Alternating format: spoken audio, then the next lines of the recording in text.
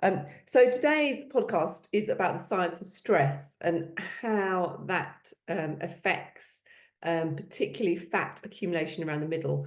And unfortunately, that can be increased during menopause. So that also has an impact.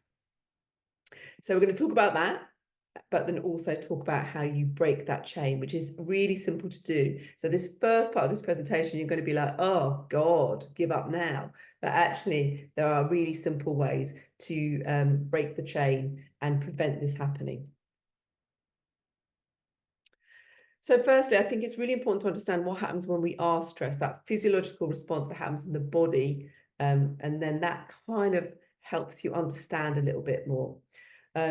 So what's actually happening is our bodies are going into the fight or flight response. So when we're stressed, and that can be from just a stressful work situation, it can be also your body is stressed from the foods that you put into it, if they're not the right foods.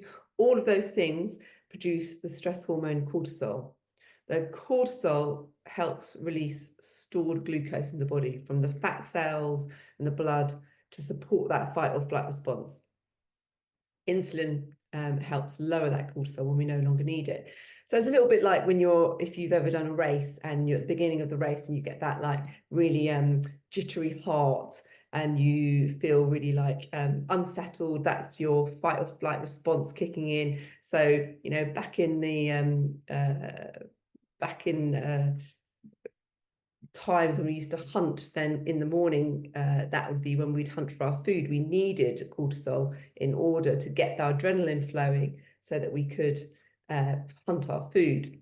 So positive benefits of cortisol in moderation. It helps to reduce inflammation, prepares you for exercise, helps regulate blood pressure, blood sugar by transporting glucose to where it's needed, and can boost your metabolism. So all good stuff. You don't want to like think of cortisol as a necessarily bad thing, but it can be or is when you have it in excess. So this is when it gets out of control, when you're constantly in fight or flight, your stress response works against you. So when you're thinking, if glucose is released by cortisol, but it's not used, it's laid down as body fat. So you're accumulating body fat every time this glucose is released. So you're thinking of like, you know, maybe every time you have a stressful work situation, every time you have a potential like 3-hour sleep and you don't sleep very well, your body's in a stress situation, it's releasing cortisol. So all of those things mean that will contribute to the accumulation of body fat. Unfortunately, it's particularly deposited around the belly where we have more fat receptors. And to make matters worse, these fat cells become less responsive to adrenal stimulation, releasing fat if our bodies are constantly in fight or flight. So we really don't want to be in this state of like constant fight or flight, constantly stressed state. So hormone change can actually contribute to feeling stress as levels of estrogen decline in peri and menopause and post-menopause. This can, not always, can increase an increase in cortisol and therefore our stress response. So you've got all these different things factoring in, like our stress from day-to-day living, what we're eating, what's going on in our life, not maybe sleeping very well, which again is impacted by menopause, and then menopause itself. So what do? It's a really simple pathway to helping prevent that stress response. So you can improve your response to stress. I think it's, I wrote a feature once for one of the national newspapers about there's no point trying to live a life with no stress. That's impossible. So rather than thinking I'm going to try and mitigate and cut out all stress, it's really about improving how you respond to that stress. Practicing stress releasing practices, improving your sleep, and improving your diet. So if we dig down a little bit more into that. So if we dig into stress resilience.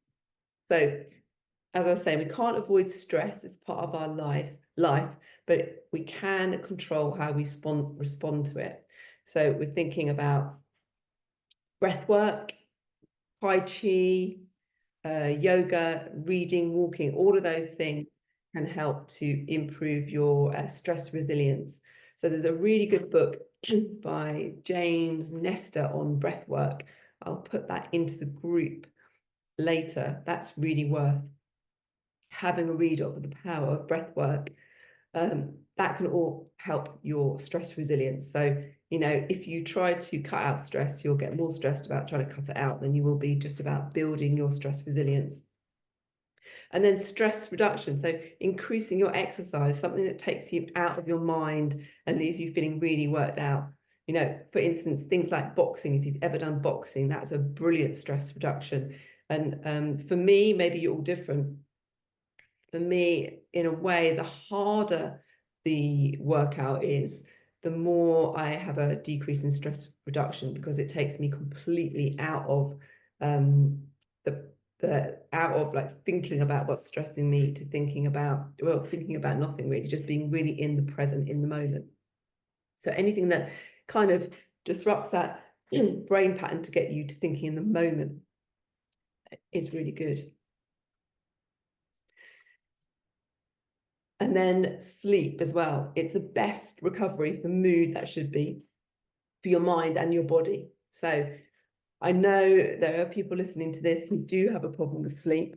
Obviously, perimenopause and menopause contributes to difficulty with sleeping. So things you can try, and there are studies around this that support this, even 5-minute power naps. If you lie on the floor, and I've done this actually, if you lie on the floor, middle of the day, set your alarm for 5 minutes, and you will be shocked that you can actually fall asleep in 5 minutes, wake up and feel completely refreshed.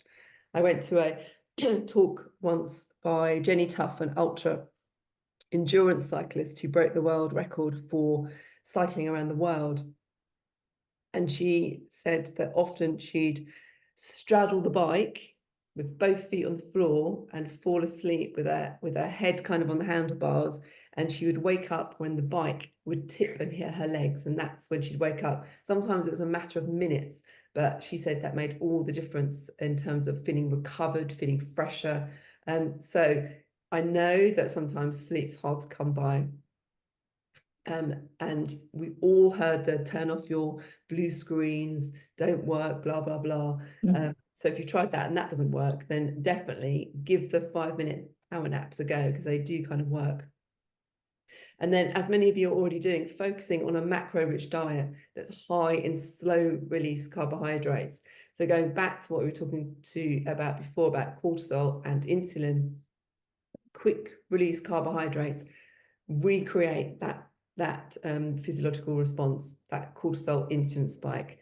So if you're not running a marathon, if you're not doing anything that lasts, that will last over 90 minutes, you don't need fast release carbohydrates for it. So if you're currently doing something like eating a banana before your 30-minute workout, you don't really need to. Think about high fiber, your slow release carbohydrates, lots of green leafy vegetables, your protein and your essential fatty acids to keep that blood sugar response kind of low and balanced.